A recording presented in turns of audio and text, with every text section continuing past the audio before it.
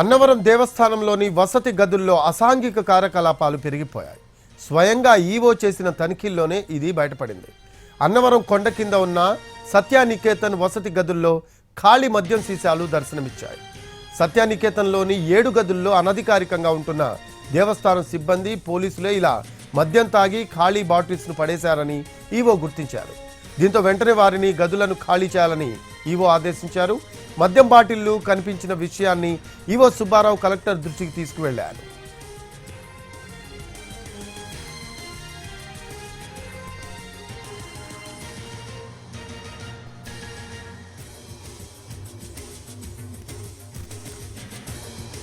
అన్నవరం దేవస్థానంలోని వసతి గదుల్లో అసాంఘిక కార్యకలాపాలు పెరిగిపోయాయి. స్వయంగా ఈవో చేసిన తనిఖీల్లోనే ఇది బయటపడింది. అన్నవరం కొండ కింద ఉన్న సత్యానికేతన్ వసతి గదుల్లో ఖాళీ మద్యం సీసాలు దర్శనమిచ్చాయి.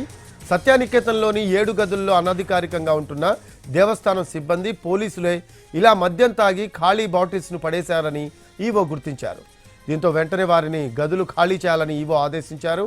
మద్యం బాటిల్స్ కనిపించిన విషయాన్ని ఈవో సుబ్బారావు కలెక్టర్ దృష్టికి తీసుకువెళ్లారు.